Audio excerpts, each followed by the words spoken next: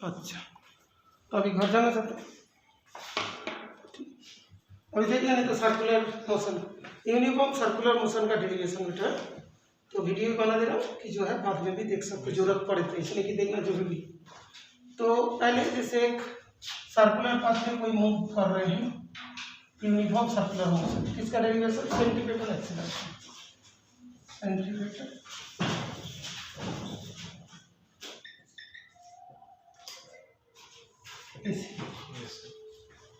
ये सेंटर हो, बॉडी मान लो ये था,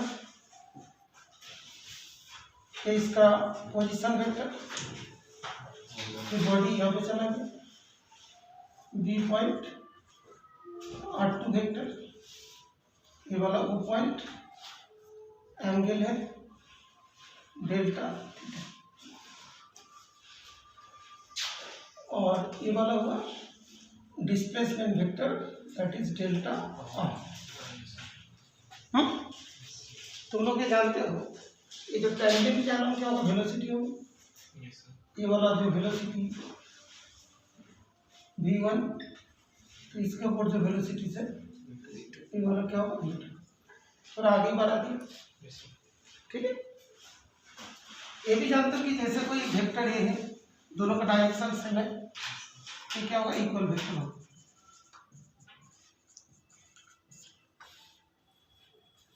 तो अभी इसके बराबर का एक वेक्टर बना लेते, पैरेलल। पैरेलल हुआ ना? नहीं हुआ तभी इसके, ओके। तो ये हो गया तुम्हारा v1 वेक्टर, ये हो गया v2 वेक्टर, ठीक है। अभी ये जो एंगल है, ये तो तुम लोग जानते हो, tan 90 करता, ये 90 करता, ये डेल्टा थीटा, ये वाला मतलब अल्फा बोल दिया, इसका मतलब बीटा बोल दिया, ठीक है। तो delta theta plus 90 plus alpha equals to 360,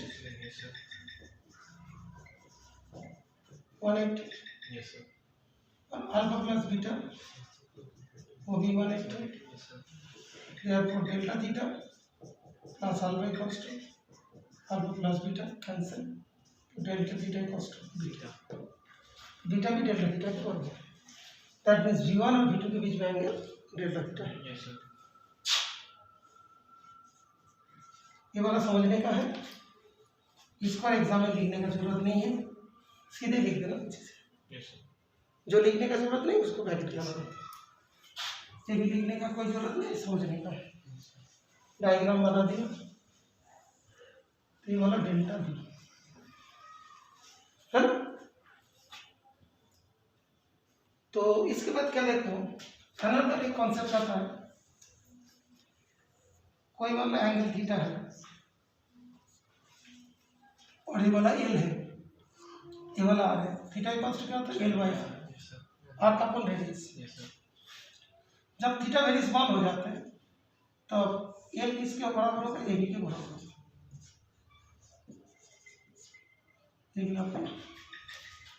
theta जब वेरी स्मॉल, अब एक बात होता है, थीटा वेरी स्मॉल कहाँ से पता चले?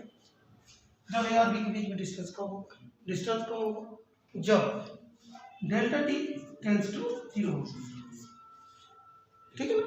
ए और बी के बीच में डिस्टेंस मान लो 1 मिनट में हो रहा है, तो 1 माइक्रो सेकेंड में क्या होगा? स्मॉल एंगल हो, एक कॉन्सेप्ट है, एक ही तरह कुछ नहीं लिखना है।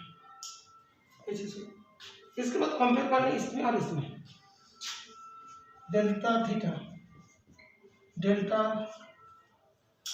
अपॉन आर, ये आर क्या है? आर वेक्टर का, R1 वेक्टर का मॉडुलस, R2 वेक्टर का मॉडुलस इक्वल्स टू क्या था? रेडियस, मैग्नीट्यूड, ठीक है। और इसमें इस ट्रायंगल में delta theta equals to delta v upon v। v क्या होगा? v1 vector v2 vector equals to v। मतलब क्या होता है कि हम लोग जानते हैं यूनिफॉर्म सर्कुलर मोशन में स्पीड क्या होता है? सेम रहता है, ओनली डायरेक्शन चेंज होता है। ये वाला वेलोसिटी वेक्टर है, उसका मैग्नीट्यूड इज द स्पीड। बात क्लियर हो? ठीक है। ये वाला क्या? डिस्प्लेसमेंट वेक्टर, रेडियल वेक्टर, एक ने वाला रेडियस, रेडियस तो बस। तो इससे हमको क्या पता चला, delta upon R equals to delta V upon V. ये लिखनी है, ये भी लिखनी है। ओके, अभी क्या कॉन्सेप्ट लेके आना है, डेल्टा टी टेंड्स टू 0 वाला। सो उसमें डेल्टा आर वन और डेल्टा आर टू सब रेडियल वेलोसिटी है। नहीं, हाँ रेडियल वेलोसिटीज और एक मतलब सर्कुलर स्पीड जो है, स्पीड का। और सब जो डेल्टा आर ये जो पोजीशन वेक्टर है और होता है रेडियस। यस ये तो रेडियस वेक्टर और रेडियस। Yes sir. तो अभी ये जो डेल्टा आर जो है ना, डेल्टा आर अपॉन आर, तो यहाँ पे डेल्टा आर इक्वल्स टू क्या होगा, R upon V delta V. Okay, इसके बाद देखो उस जगह से थोड़ा इधर लिख देता हूँ, मेन जो डेरिवेशन है।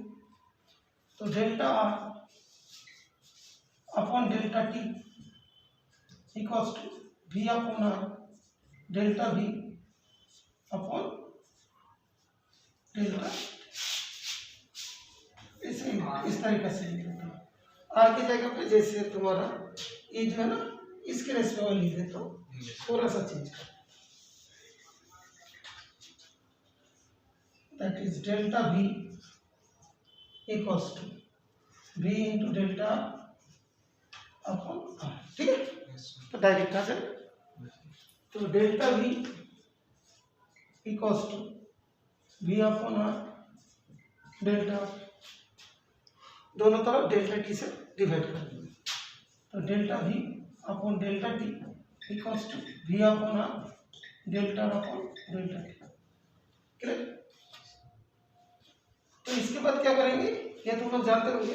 और एक चीज जरूरत है, limit delta T tends to 0 delta X upon delta T, इसको क्या बोलते हैं, dx upon dt, that is velocity. ठीक है, डेल्टा एक्स भी हो सकता है, नहीं तो डेल्टा अपॉन डेल्टा टी भी हो सकता है। डेल्टा टी यहाँ पे लिमिट पुट कर दें, limit delta T tends to 0 delta V upon delta T V by R limit delta T tends to 0 D R upon D T. Delta V upon delta T को क्या बोलते हैं, acceleration. V upon R delta upon delta T A velocity है, therefore acceleration equals to v square by r। Okay, ये चीज तुम्हारा book में दिया है। ठीक है, कहाँ से कैसे आया पता चल गया। ओनली ये वाला कोई एग्जाम पर्पस में इसका भी जरूरत नहीं। पहला स्टेप ये जो लिख दिया, दूसरा स्टेप स्टेप 2 स्टेप 1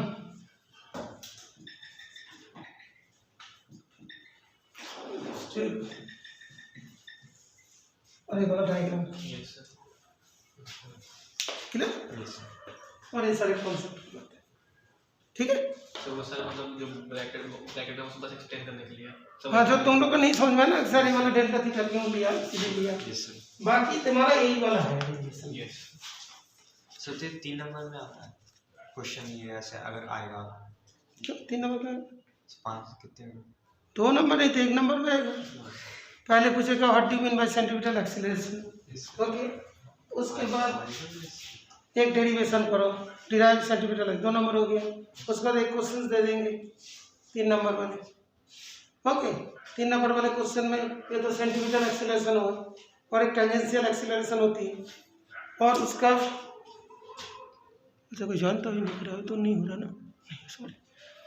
तो समझ गया, ये हो गया सेंटीमीटर एक्सीलरेशन। जैसा कोई बॉडी मूव कर रहे हैं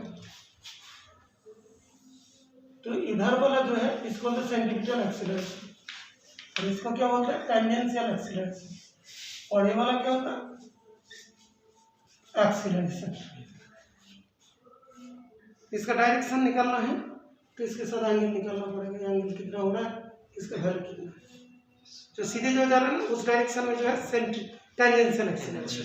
ये वाला क्या होता है, सेंटीमीटर एक्सीलरेशन। ये वाला भी स्क्वायर बाई आर है Yes, sir. और इसका क्या होता है डीवी अपॉन dt होता है जो उसको जिस वेलोसिटी में जा रहा था Yes, sir. रिजल्टेंट एक्सीलरेशन होता है फिर ये वाला एंगल उसको बताना पड़ता है कुछ डायरेक्शन में टेंजेंशियल एक्सेलरेशन वही उसको हेल्प कर रहा है सेंटीमीटर एक्सीलरेशन मूव कराने के लिए हेल्प कर रहा है टेंजेंशियल एक्सीलरेशन वेलोसिटी को तुम साइकिल चला रहे थे तुम्हारा जो एक्सीलरेशन था टेंजेंशियल जैसे तुमने फोर्स दिया टर्न करने लगा उस फोर्स देने की वजह से जो एक्सीलरेशन हो वो सेंटीमीटर एक्सीलरेशन हुआ और जो एक्सीलरेशन पूछता है तो दोनों का रिजल्टेंट होगा जैसे देखो question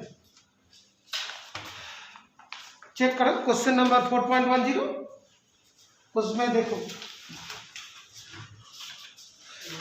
An insect trapped in a circular groove of radius 12 cm moves along a groove steadily and completes 7 revolutions in 100 seconds.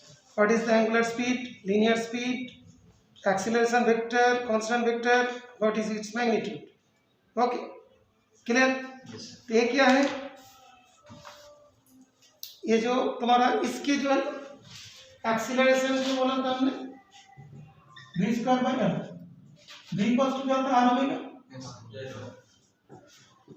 तो r ओमेगा का स्क्वायर एक्सीलरेशन हो जाए और जो ओमेगा इक्वल टू क्या होता है 2 पाई ये वाला फॉर्मूला से ये चीज हो जाए ठीक है पूरा उसके बाद तुम्हारा एक क्वेश्चन और है जो मोस्ट इम्पोर्टेंट एग्जाम में आते हैं दैट इज जहाँ पे सेकेंड बाई सेकेंड दिया हुआ